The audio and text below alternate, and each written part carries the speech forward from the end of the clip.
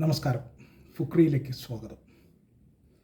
കഴിഞ്ഞ കുറച്ച് ദിവസങ്ങളായിട്ട് സഞ്ജു സാംസനെ മലയാളികൾ ആഘോഷിച്ചുകൊണ്ടിരിക്കുകയാണ്.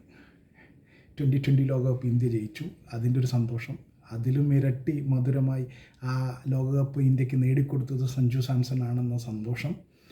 പ്ലെയർ ഓഫ് ദ ടൂർണമെൻറ്റായി, 321 റണ്ണടിച്ച് പ്ലെയർ ഓഫ് ദ ടൂർണമെൻറ്റായി, അതും വെറും 5 ഇന്നിങ്സിൽ. ഇങ്ങനെ മലയാളികളുടെ സന്തോഷത്തിന് അതിരില്ല. ആ ഘട്ടത്തിൽ കഴിഞ്ഞ ദിവസങ്ങളിലൊന്നിൽ ഇന്ത്യയിലെ പ്രമുഖ മാധ്യമപ്രവർത്തകനായ രാജ്ദീപ് സർദേശായിക്ക് സഞ്ജുവിൻ്റെ അച്ഛൻ നൽകിയ ഒരു അഭിമുഖമുണ്ട്. ആ അഭിമുഖത്തിൽ ഏതാണ്ട് 20-23 മിനിറ്റ് വരുന്ന അഭിമുഖത്തിൽ ഒരു ഘട്ടത്തിൽ സഞ്ജുവിൻ്റെ അച്ഛൻ പറയുന്നുണ്ട്, ശ്രീശാന്താണ് സഞ്ജുവിനെ 17ാമത്തെ വയസ്സിൽ രാജസ്ഥാൻ റോയൽസിലേക്ക് എത്തിക്കുന്നത്.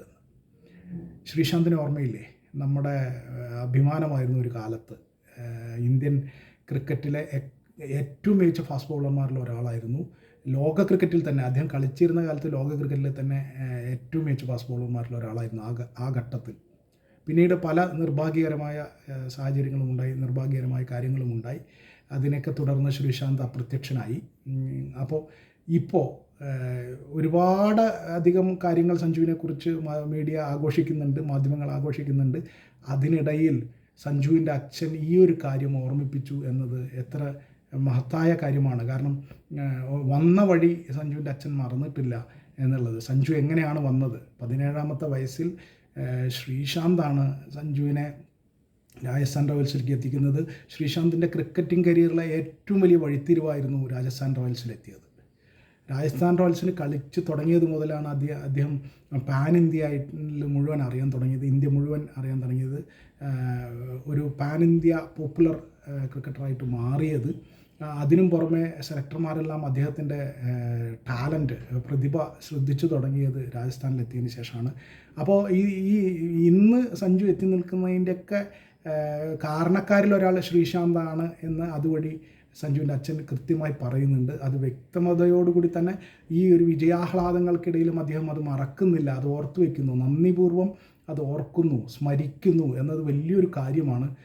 പലപ്പോഴും പലരും ചെയ്യാത്തൊരു കാര്യമാണ്. ശ്രീശാന്തിനെയൊക്കെ നമ്മളൊക്കെ വിസ്മരിച്ച പോലെയാണ്.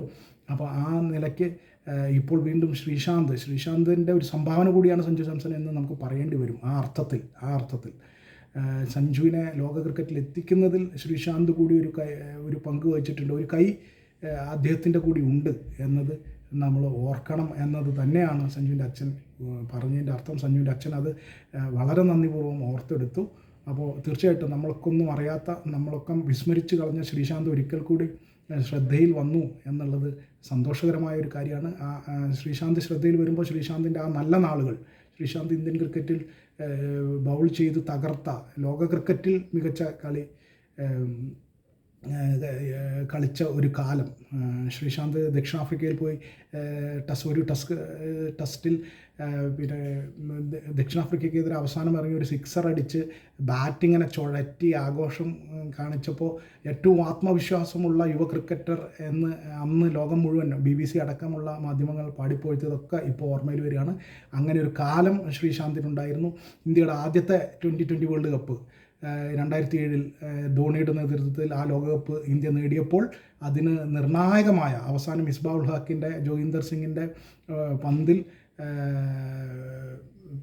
പിന്നെ അവസാനം മിസ്ബാ ഉൽ ഹക്ക് തേർഡ് മാനിലേക്ക് സ്കൂപ്പ് ചെയ്ത ഒരു പന്ത് എത്തിച്ചേരുന്നത് ശ്രീശാന്തിൻ്റെ കൈകളിലാണ്. ആ ക്യാച്ചാണ് ആ കളി ജയിപ്പിച്ചത്. ഇതെല്ലാം ഈ ദൃശ്യങ്ങളെല്ലാം പെട്ടെന്ന് നമ്മൾ ഓർക്കുന്നു.